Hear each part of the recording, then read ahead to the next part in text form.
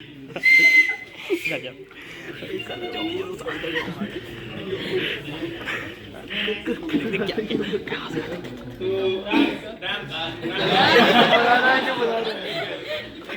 Last में आने का प्रॉब्लम क्या होता है पता है? इसमें कितने लोगों ने गन्ने का जूस पिया है?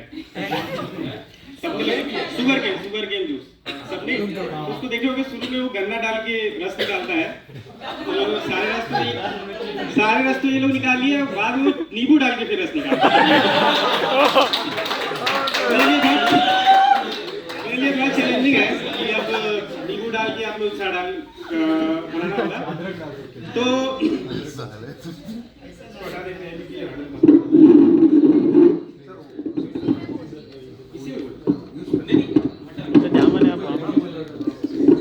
हटा दीजिए सर।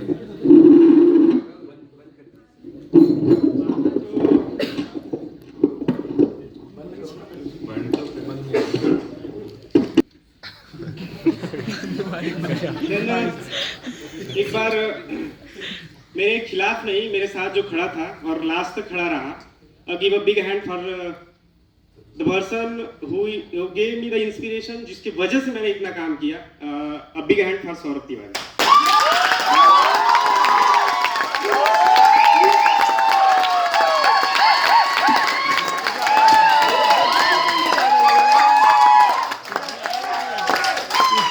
लोग कहते हैं कि आपकी हैसियत का अंदाजा इस हिसाब से लगाया जाता है कि आपके साथ कौन था। तो इससे पता चला कि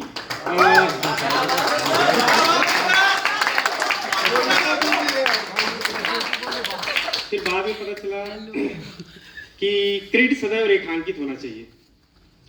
क्रेडिट सदैव रेखांकित होना चाहिए। जैसे आप देखे होंगे कि जब आराध्या हुई थी, आराध्या पता है कौन है? हाँ। नहीं पता कौन है? अच्छा वो नहीं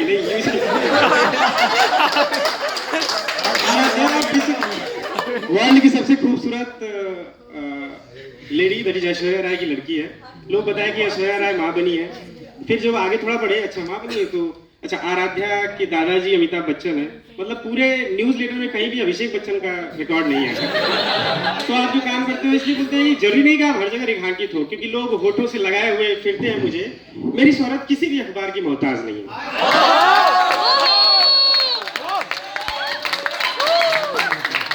This is what I earned in last 1 year।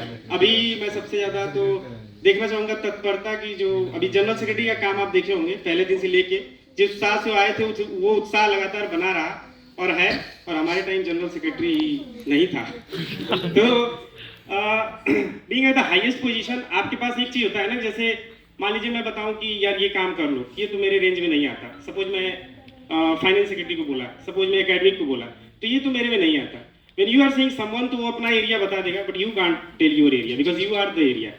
तो आप खुद एरिया हो तो आप नहीं बता सकते। तो ये एक बहुत बड़ा चैलेंज था। To one who also I'd like to say कि मेंटल पीस बहुत जरूरी होती है फ्रॉम द डे वन। मैं शुरू में जब आया तो मैं कहा यार ऐसा कुछ तो बात ही नहीं है कि मेंटल पीस का भी कुछ योगदान है। मतलब ठीक तो चल रहा है सब 1 महीने 1.5 महीने तक, लेकिन फिर आता है मेंटल पीस। जब क्योंकि ऐसा था, ईयरफोन देखियो, वायर्ड ईयरफोन अब यूज करता है कोई? वायर्ड ईयरफोन हाँ 1 घंटे के बाद इस तरह से उलझ जाएगा ना कि फिर उसी तरह आप यूज करें। शुरू में तो खोलते हो, बाद में वैसे ही यूज करने लगते हो। तो मुझे जो मिला था वो वायर्ड ईयरफोन मिला था, और शायद मैंने वायरलेस ईयरफोन दिया है। तो इसका मुझे इतना ही डिफरेंस है हमारे काम में। और इसके लिए क्योंकि सबसे जस्ट जो भी चीजें ट्रांजिशन फेज में थी वो इस तरीके से आया था। अभी यहाँ पे जो लोग बैठे हैं जो बाहर रहते हैं और आने वाली बैच को देखिए क्या होता है कि मैं तो सबसे पहले अगेन इसमें हॉल में बैठे हुए सबसे जबरदस्त तरीके का प्रेशर झेलने वाला, जो कि अभी फिलहाल professor, then Indian society of pneumatology के बीच में प्रेसिडेंट भी सर रहे, और MOHR तो दुनिया का सबसे कठिन काम लेके रहे हैं। कई बार मैं देखता हूँ सर परेशान क्यों नहीं होते हैं। मतलब हम तो परेशान हो जाते हैं सर की वजह से, लेकिन सर क्यों नहीं होते? सर मतलब मैं आपकी न्यूमेटोलॉजी से जब मुझे सुना कि बिकॉज हमारा Indian society of agriculture engineering का स्टूडेंट रिप्रेजेंटेटिव में नॉमिनेट हुआ, तो मैं कहा कि स्टूडेंट में जब इतना दिक्कत है तो प्रेसिडेंट सोसाइटी ऑफ न्यूमेटोलॉजी के प्रेसिडेंट प्रोफेसर का ऐसा काम है कि हर एक स्टूडेंट के लिंक में आएंगे। तो वो प्लस MOHR तो मतलब लगभग 2000-3000 बच्चों का डिफिकल्टीज मेरे प्रेसिडेंट के टाइम पे मतलब बहुत सारे लोगों ने मुझे पर्सनली अप्रोच किया, और मैं जिसके साथ भी गया शायद उसका काम नहीं हुआ। क्योंकि मुझे सर के पास जाना था। शायद वो डायरेक्ट जाता तो हो जाता, उनको ये लगता था कि सोर्स क्यों लगाना, अगर होना रहेगा तो आपसे होगा, नहीं तो इनसे भी नहीं होगा। तो ये सर का तरीका अलग था, मतलब मैंने व्यक्तिगत रूप से सर से बहुत सीखा, क्योंकि बताया कि जनरल सेक्रेटरी होने नहीं होने के नाते मैं शायद सेक्रेटरी भी था। और रागिनी जैसे बोली कि मैं गुस्साता नहीं था, कोई नहीं आता था, इसलिए नहीं गुस्सा था कि आना ही बंद कर, मतलब कई बार बोलने के बाद भी बाद में फिर कुछ लोग तो इसलिए आए कि अरे सर ही अकेले कर रहे हैं। क्योंकि जब यूनियन की जब बेइज्जती होती है ना, तो आप जब फील करते हो कि मेरी हो रही है, then you start working, because if you change the way you look at the things will change the way you look at। अगर आप चीजों को देखने का नजरिया चेंज करेंगे तो आपका ये हो जाएगा। शुरू में हम आए थे ना, तो हम सोचे कि अरे यार ये तो मतलब इतना बड़ा हेक्टिक काम है, इतना फंसा हुआ है, जो ठीक ठाक चलता है। और फिर आपको जब एक्सपोजर मिलता है, जब आप लोगों के साथ जाते हैं, तब आपको पता चलता है कि नहीं, आप सब कुछ कर सकते हो। लेकिन जब आप पद पे जाते हो तो फिर आपको बहुत चीजें देखना पड़ता है। तब मैं सर का समझता था, आप बताते हो ना ये क्यों नहीं हुआ, वो क्यों नहीं हुआ। मैं बताऊँ कि आप हर टाइम सबको लॉ ऑफ इनर्शिया पढ़े हो गए, आप जो चीज जिस स्टेट में रहना चाहती हो उसी में रह, वो उसी में खुश है, अच्छा हो खराब हो। यहाँ लाइट है, लाइट ही रहना चाहती है, क्योंकि आप सबको एट ए मोमेंट खुश नहीं कर सकते, क्योंकि चिराग जलते ही अंधेरा रूठ जाते हैं। जो जो जिस समय जो रहता है ना, वो उस स्टेज को एंजॉय करना चाहता है। और देखो दिक्कत सबके पास है, कौन है जिसके पास कमी नहीं है? आसमा को देखो, उसके पास जमी नहीं है, तो सबके पास सब कुछ हो भी नहीं सकता। ठीक है, तो स्टार्ट करते हैं डे 1 से।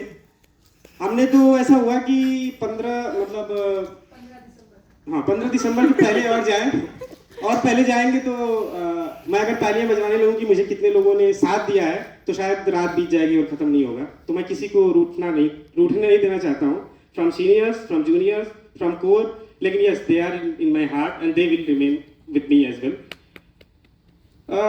एक चीज और है कि इच्छाएं बहुत ज्यादा रहती है। कहते हैं कोई बहुत बेहतरीन आदमी ने कहा था कि if wishes were the horses the beggar should ride.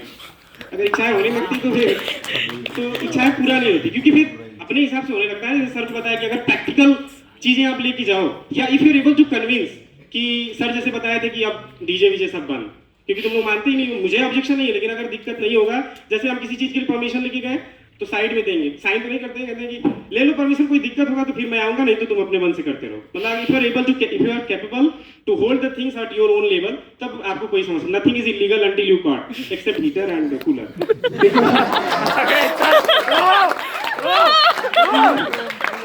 जाके चेक करते हैं तो वो आप बच सकते हो।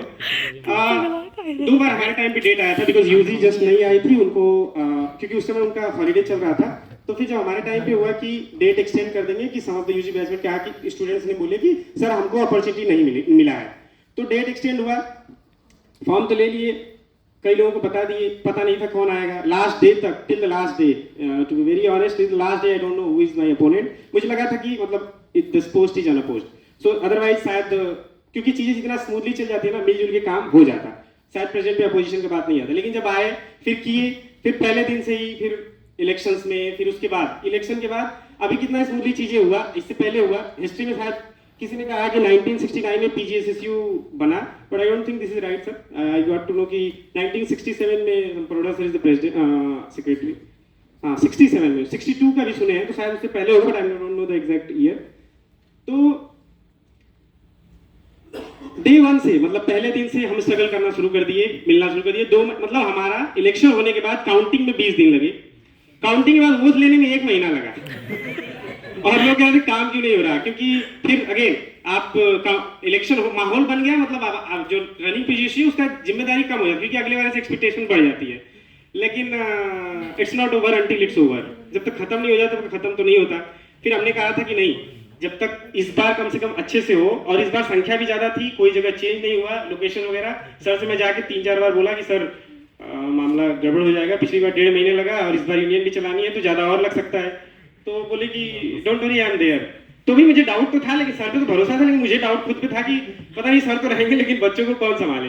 बोले तो मत सोचो। फिर मैं कहा नहीं, आप रहेंगे तो ठीक है। फिर मैं देखा चेयरमैन तो है ही नहीं सर, मतलब जो इलेक्शन कमेटी का था, बट सर रहे, और सारी चीजें। मुझे हालत ये हो गई कि लास्ट के 2 घंटे में रश नहीं था, जिसकी वजह से पिछली बार माहौल बिगड़ा।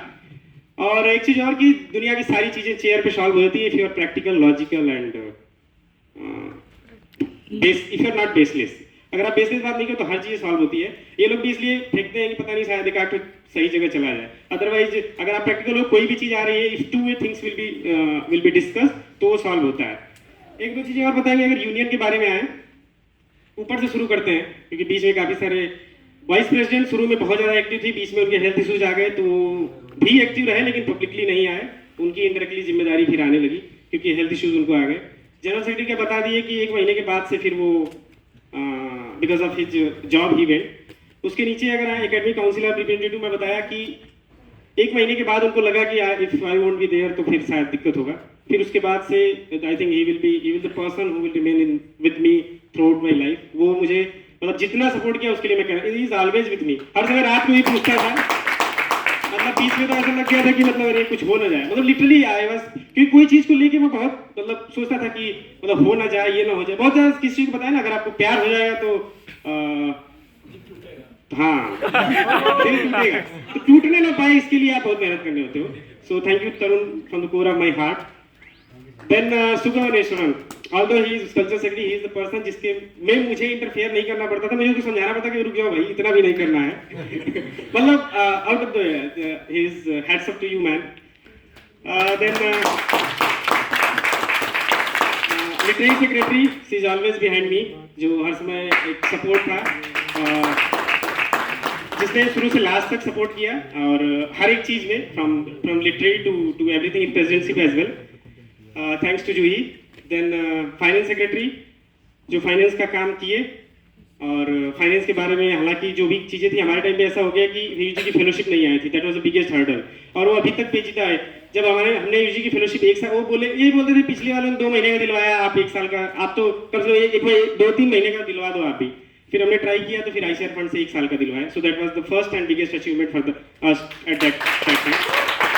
हालांकि उसके बाद रात को मैसेज लिख दिए थे कि हिसाब से खर्च करना, अगली बार का भरोसा नहीं है और अभी तक वो मिला नहीं है उनको। Then finance secretary, sports secretary मुझे शुरू में ही बता दिया था कि सीओ मैं 3rd ईयर में हूँ और मैं स्पोर्ट्स के अलावा किसी चीज़ में मुझे उम्मीद मत करना, और स्पोर्ट्स में भी स्पोर्ट्स का काम अच्छा जाएगा, उसमें तुम मतलब निश्चिंत रहना। तो उसके लिए भी मैं धन्यवाद, किसी भी मीटिंग में नहीं आने के लिए, लेकिन जब मामला फंस जाता था तो जरूर आ जाते थे, उसके लिए बहुत बहुत धन्यवाद। क्योंकि स्पोर्ट्स का सबसे बेहतरीन इनोवेटिव द आईपीएल, मुझे लगता है एक बड़ा एक, जब उस समय यूनियन नहीं थी, so it was without union, it was the huge effort from the ये कि आप अपना समझे, तो वो था आईपीएल 2 भी शायद इनिशिएट होने वाला है।